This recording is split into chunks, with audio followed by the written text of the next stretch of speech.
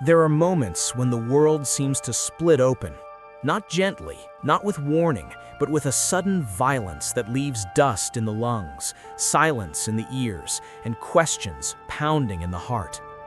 Earthquakes that turn homes into heaps of stone, hurricanes that erase neighborhoods overnight, explosions, floods, fires. In those moments, faith is not theoretical. It is either clutched with white knuckles or dropped entirely into the debris. And yet, again and again, survivors tell the same quiet story. When everything else collapsed, the Rosary remained. In the aftermath of disaster, when sirens fade and night settles over broken streets, people often discover what they truly believe. Phones die, power disappears, familiar landmarks vanish. What remains is the human soul standing barefoot on shattered ground, asking the oldest question of all: where is God now? For some, the answer arrived not as thunder, but as beads slipping through trembling fingers. In a city flattened by an earthquake, a woman sat on the curb where her living room used to be. She had no shoes, no documents, no idea where her neighbors were. All she had was a rosary she'd grabbed instinctively as the walls began to shake. She later said she didn't remember deciding to take it. Her hand simply reached for it, as if trained by years of prayer to know what mattered most when everything else fell away. As she prayed, dust still drifting through the air like gray snow, something unexpected happened. The panic that had been clawing at her chest loosened its grip. Her heart slowed. Tears came, but they were not wild. They were steady, almost cleansing. She would later say, "I was sitting in ruins, but inside, I felt held." This is not an isolated story. After hurricanes, rescuers have found rosaries wrapped around wrists of survivors pulled from flooded homes. After fires, charred houses reduced to ash, a rosary lying intact on a nightstand or hanging from a blackened wall. After bombings and collapses, people whisper Hail Marys in the dark, counting beads by touch when sight is gone. The rosary does not stop the storm every time. It does not always prevent loss. But for many, it becomes the place where despair breaks and hope begins to breathe again. Because the rosary is not an escape from suffering, it is a way through it. Each bead becomes a step when the road ahead is buried. Each decade becomes a rhythm when chaos has shattered all order. Each mystery reminds the brokenhearted that God Himself once entered a world of blood, rubble, exile, and death, and transformed it from within. Disaster strips life down to essentials, and in that stripped-down place, survivors often discover that faith was never meant to be decorative, it was meant to be durable. In this episode, we will walk into those ruined spaces. We will listen to voices that prayed among collapsed buildings, soaked shelters, and mass graves. We will hear how the rosary became light where electricity failed, shelter where walls fell, and a quiet certainty that even in the rubble, God had not left. If you are listening today carrying your own kind of wreckage, visible or hidden, stay with us. The rosary has walked through worse places than this, and it knows the way home. The first night after disaster is always the longest. Daylight brings shock and movement, shouting and searching. But night arrives with questions, with cold, with the unbearable quiet that follows screaming. Survivors often say that the darkness feels heavier than the rubble because it leaves room for the mind to replay everything that was lost. It is in that first night that many people reach for the rosary not as habit, but as lifeline. After a powerful earthquake struck a mountain town, rescue teams warned survivors not to return to their homes. Families gathered in open fields, wrapped in blankets, staring at silhouettes of buildings that once held weddings, baptisms, and funerals. A man in his 70s sat on the ground, back against a fallen tree, holding a rosary that belonged to his mother. He had not prayed it regularly for years. That night, however, he began to pray out loud. At first, his voice shook. Others listened in silence, unsure whether to join. But as the decades unfolded, something changed. Children edged closer. A young mother knelt beside him, rocking her infant. A group of strangers became a circle, and the circle became a shelter. Later, one of the rescue volunteers said, "Nothing calmed them like that prayer. Not food, not medicine. The Rosary gave them a reason to breathe again." In the chaos following a hurricane along the coast, a woman was rescued from her attic after floodwaters rose faster than anyone expected. She had clung to a beam for hours, water pressing against her chest, darkness swallowing the house. In her pocket was a small plastic rosary, cheap and faded, something she had once picked up from a parish basket without much thought. She prayed one Hail Mary, then another. She lost count. She prayed until her throat was raw and her arms burned. When she was pulled into the boat, soaked and shaking, she told the rescuer, "I wasn't afraid to die anymore. I was afraid to stop praying." That sentence says more than any theology book. In disasters, fear often comes in waves. First, the terror of dying, then the deeper fear of being alone. The Rosary meets both.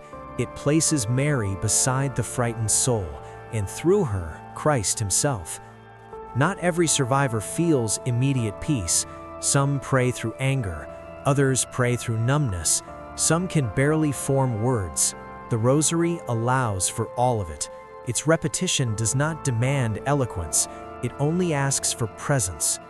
In a refugee shelter after a landslide, a teenage boy sat apart from the others, headphones around his neck, eyes hollow. A volunteer noticed a rosary tangled around his wrist like a bracelet. When asked about it, he shrugged and said his grandmother had forced him to take it before she died in the collapse. "She told me not to throw it away," he said. "I don't know why." That night, unable to sleep, he began to turn the beads absent-mindedly, not praying, just touching. Then he remembered the words she used to whisper while cooking. The prayers came back, slowly, unevenly, like a language he had almost forgotten. Months later, he would say that was the first moment he felt something other than rage. Not joy, not understanding, just the sense that he was not abandoned. This is how faith often returns after disaster, not in declarations, but in fragments, a prayer half remembered, a bead turned without intention, a tear falling onto dust. The Rosary gathers these fragments and holds them together. Across disaster zones, priests and chaplains report the same thing. When they offer prayer, people ask specifically for the Rosary. Even those who have not attended church in years request it, even those who cannot explain why. Because in moments when the world collapses, people do not reach for arguments, they reach for anchors. The Rosary anchors memory, identity, and hope. It reminds the soul that suffering has been walked before, that death has been faced and defeated, that darkness is not the final word. In the next block, we will hear stories of impossible survival, of rosaries found where nothing else remained, of moments when rescue came at the final second, and those rescued believe without hesitation that prayer was already at work long before help arrived. For now, let this truth settle gently in your heart. When the ground gives way beneath your feet, heaven does not. And sometimes all that stands between despair and hope is a simple string of beads, quietly counting the promises of God. After the dust settles and the waters recede, people begin to search, not only for belongings, but for meaning. They walk through what used to be homes, churches, schools. They step over broken walls and twisted metal, unsure what they are hoping to find. Often what stops them in their tracks is something small, something fragile, something that should not have survived. A rosary. In the aftermath of a massive earthquake, a woman returned to the site where her apartment building had collapsed. Entire floors were flattened into layers of concrete and steel. Furniture had been crushed beyond recognition. Photos were gone, documents lost. She searched quietly, not expecting anything. Then she saw it. a white rosary lay on top of a slab of concrete, unbroken, beads intact, crucifix shining in the sun. It was the rosary she had kept by her bedside. She knew it instantly. Everything else from that room had been destroyed. She picked it up and began to cry, not because it was miraculous in a dramatic sense, but because it felt personal, as if God had reached into the wreckage and said, "I am still here." Firefighters tell similar stories after house fires. Entire rooms reduced to ash, ceilings collapsed, heat so intense that metal warped, and yet, inside the blackened remains, a rosary hangs from a doorknob or lies untouched on a nightstand, or is found wrapped around a bedpost, unburned while the wood around it is gone. Skeptics may call it coincidence. Survivors rarely do. One firefighter admitted, "I've seen too many of these to brush them off. I don't know how to explain it, but when people find a rosary like that, something changes in them." It is not superstition. The rosary does not promise immunity from disaster. Homes still burn, earth still shakes, water still rises. What it offers is something deeper, a reminder that God works not only through escape, but through presence. After a devastating tornado, a small rural church was reduced to rubble. The roof had been torn away, the pews scattered, the altar shattered. When parishioners returned days later, they expected nothing to remain. In the center of the debris, lying on the floor where the sanctuary once stood, was a single rosary. It had belonged to an elderly woman who prayed there daily. She had died years earlier, long before the storm. The parish priest held it up during the first Mass celebrated outdoors. He did not call it a miracle in the sensational sense. He called it a message. "Everything we built can fall," he said, "but prayer does not collapse." In disaster zones, these moments become quiet altars.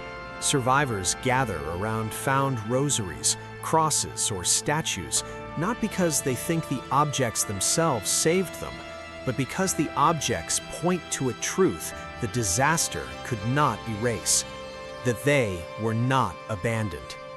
A rescue worker once described finding a rosary clenched in the hand of a man who had died under fallen beams. The man had been unidentified, unknown, but the rosary told a story words never could. It spoke of trust in the final moments, of fear met with faith, of someone choosing prayer when nothing else remained. For the families who later learned of this, the knowledge did not remove their grief, but it transformed it. They knew their loved one did not die alone in the deepest sense. These discoveries do not answer every question. They do not explain why some are spared and others are not. The rosary does not offer simple explanations. It offers companionship in the mystery. It reminds us that God enters the ruins with us, that faith can survive where buildings cannot, that love leaves traces even when the world seems erased. In the next block, we will hear testimonies of survivors who say the rosary did not just comfort them after disaster, but guided their steps during escape, rescue, and rebuilding. Stories where prayer and providence seem to move together, unseen but unmistakable. For now, hold this image gently. Among the broken stones and burned beams, something still speaks, and often it speaks through a simple chain of beads, whispering hope from the ashes. In the middle of disaster, time behaves strangely. Minutes stretch into hours, decisions are made without thinking, paths are chosen not by logic but by instinct. And again, survivors describe one quiet companion in those moments of confusion. The rosary, prayed under breath, clenched in a trembling hand, or remembered from childhood when there was no time to think.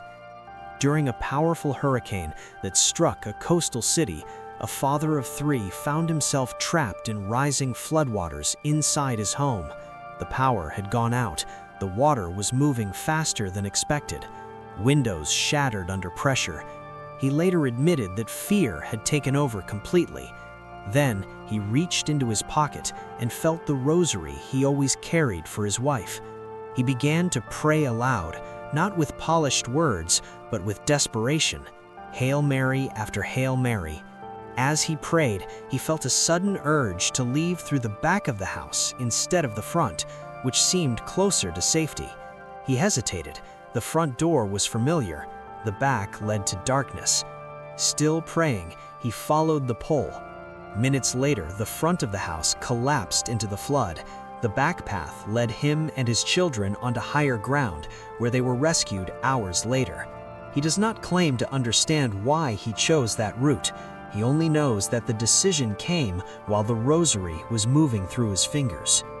In earthquake zones, similar stories emerge. A young woman trapped in a partially collapsed office building said she could hear screaming and alarms everywhere. Dust filled the air. Visibility was nearly zero. She began to panic and could not think clearly. Then she remembered her grandmother teaching her the rosary as a child. She began to pray silently. With each decade, her breathing slowed, her thoughts sharpened. She noticed a narrow gap between fallen beams that others had not seen. She crawled through it just minutes before an aftershock caused the ceiling to give way. When rescuers later asked how she found the exit, she said simply, "I followed the prayer." Rescue teams have reported moments when trapped victims were found praying the rosary, voices steady in situations where shock should have silenced them. One paramedic recalled hearing faint prayers coming from beneath rubble. He followed the sound and found an elderly woman, injured but calm, beads wrapped around her wrist. She kept saying, "I'm not afraid," and somehow we weren't either. Psychologists may explain this by saying prayer centers the mind, reduces panic, and improves focus. That may be true, but those who lived it say something more was happening. They speak of a presence, not the absence of danger, but a peace that allowed them to act when fear could have paralyzed them. The rosary did not remove the storm, it steadied the soul inside it. After wildfires tore through a mountain community, a man described fleeing with his family through smoke so thick they could barely see the road.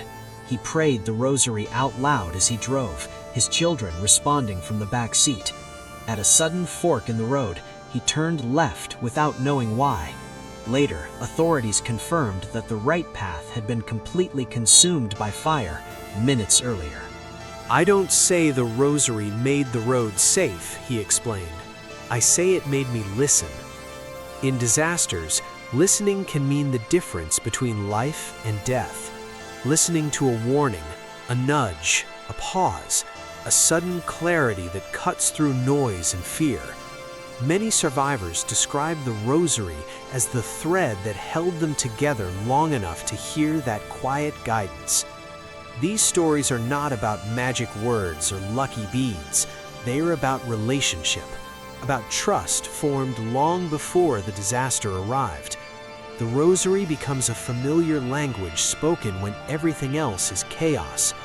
And when survivors look back, they often say the same thing. "I wasn't brave, I was carried." In the next block, we will turn to what happens after survival, the long silence that follows sirens and news coverage, the rebuilding not just of homes, but of faith, and how for many the rosary becomes the bridge between trauma and hope when the world must be rebuilt from nothing. For now, remember this: in the darkest moments, guidance does not always arrive as a voice or a vision. Sometimes it arrives as a prayer you already know, leading your steps one beat at a time.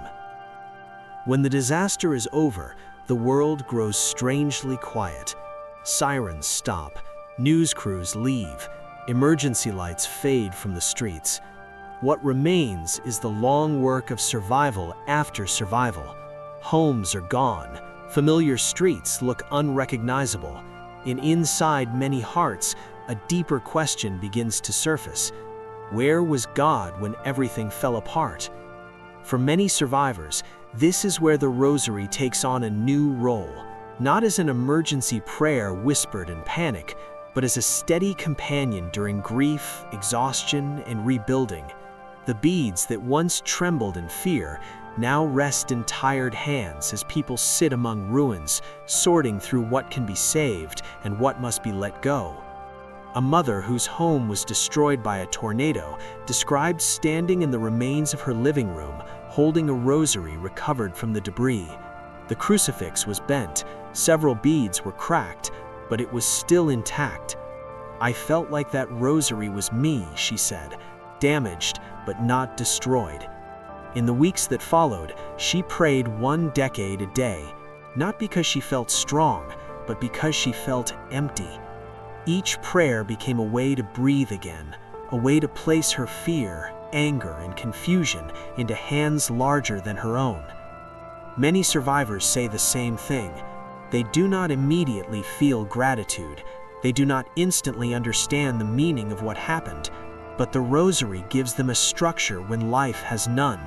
It gives rhythm to days that feel shapeless. Morning prayers replace routines that were lost. Evening prayers close days filled with uncertainty. In shelters and temporary housing, small prayer circles often form without planning. Someone takes out a rosary, another joins. Soon, strangers are praying together, united not by background or belief level, but by loss. One relief worker recalled walking into a gymnasium late at night. Lights were dim. Most people were sleeping on cots. In one corner, 5 people sat quietly praying the rosary together. They weren't asking for miracles, he said. They were asking for strength to get through tomorrow.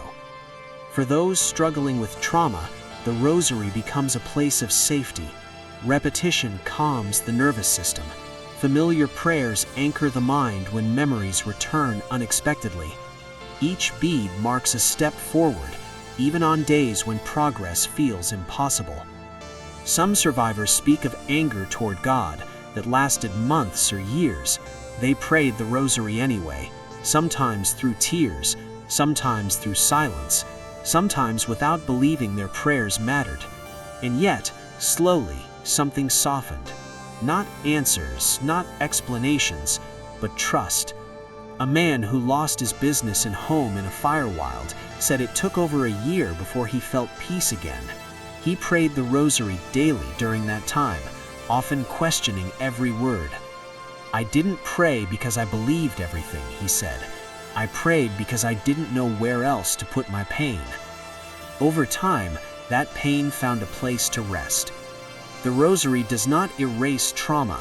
It does not rebuild homes overnight, but it gives survivors permission to grieve in God's presence, not outside of it. It creates a bridge between what was lost and what may still come. In the rubble, many discover that faith itself has been stripped down. Gone are assumptions and easy answers.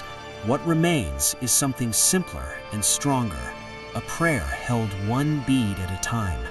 As survivors rebuild walls and roofs, the rosary quietly rebuilds the interior life. It teaches patience when progress is slow, hope when outcomes are uncertain, and courage to keep walking forward, even when the path ahead is unclear. In the final block, we will gather these stories together in prayer. We will entrust every disaster survivor, every grieving heart, and every listener who feels surrounded by rubble of any kind into the care of the mother who never abandons her children. Because when the world collapses, love still remains. Across every disaster story, one quiet presence appears again and again. Not always in visions, not always in dramatic signs, but in the steady, unmistakable sense that someone stayed. Survivors often say they felt abandoned by the world after the cameras left and help slowed down. Yet many also say that in the silence, they sensed the closeness of Mary more deeply than ever before. The rosary becomes the place where that closeness is felt.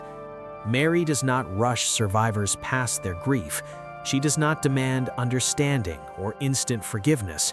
She stands in the ruins with them, just as she once stood at the foot of the cross. She knows what it means to watch everything fall apart and still trust God's heart. In earthquake zones, hurricane shelters, war-torn neighborhoods, and burned-out towns, people speak of praying the Rosary and feeling less alone. Not rescued from pain, but accompanied through it. One survivor of a building collapse said something simple but profound. "I felt like Mary was sitting beside me while I cried. She didn't explain anything. She just stayed." This is the hidden miracle of the Rosary after disaster. It does not promise that tragedy will make sense. It promises that suffering will not be faced alone. Each mystery prayed becomes a reminder that Christ himself entered human devastation, birth in poverty, flight into danger, betrayal, torture, death, and then resurrection. Mary walks that entire path with us. When survivors pray the Rosary amid rubble, they are unknowingly stepping into the same story, a story where destruction is not the final word, where God rebuilds from the inside out, where love proves stronger than loss. Even those who had drifted far from faith often return to prayer after disaster, not because someone preached to them, but because suffering stripped away distractions. In the rawness, the Rosary feels honest, human, real. It allows silence between prayers. It allows tears to replace words. It allows broken people to show up exactly as they are, and Mary receives them. In these stories, the Rosary becomes a quiet declaration. I am still here. God is still here. Hope is still possible. Not tomorrow, not someday, but now, in the dust, in the waiting, in the rebuilding. As this episode draws to a close, we prepare to place every survivor, every listener, and every broken place into prayer. We will not rush. We will not explain away pain. We will simply entrust it all to the Mother who never leaves the ruins, and to the Son who brings life out of death. In the final blessing, we will pray not only for those who survived disasters, but for anyone listening who feels like their world has collapsed in ways unseen, because rubble comes in many forms, and grace meets us in all of them. Let us close this episode by gathering every story, every loss, and every quiet miracle into prayer. If you are listening from a place of safety, we pray that your heart remains open to those who suffer. If you are listening from a place of pain, confusion, or grief, know this: you are not forgotten, and you are not alone. Heaven is closer to broken ground than we often realize. Blessed Mother Mary, you who walked through sorrow without turning away, you who stood beneath the cross when hope seemed impossible, stand now beside every soul whose world has collapsed. Hold the hands of those who survived earthquakes, storms, fires, and accidents. Comfort those who lost loved ones, homes, or the life they once knew. Sit quietly with those who cannot yet find the words to pray. Through the Rosary, teach us how to remain faithful when answers do not come. Teach us how to trust when the future feels buried under debris. Teach us to believe that God is still at work, even when everything looks destroyed. Lord Jesus Christ, you who rose from the tomb after the darkest Friday, breathe your peace into every place of devastation. Turn rubble into foundations. Turn tears into seeds of hope. Turn survival into testimony. May every rosary prayed in the aftermath of a disaster become a small light in the darkness. May every whispered Hail Mary rebuild something unseen within the soul. May every listener feel the gentle assurance that suffering does not have the final word. And for those still searching through ruins, inside or out, may they encounter you there, quietly present, patiently loving, endlessly faithful. We place all of this into your Sacred Heart through the intercession of Our Lady of the Rosary. In the name of the Father, and of the Son, and of the Holy Spirit. Amen. Until next time, hold your rosary close. Even when the world collapses, heaven never turns away.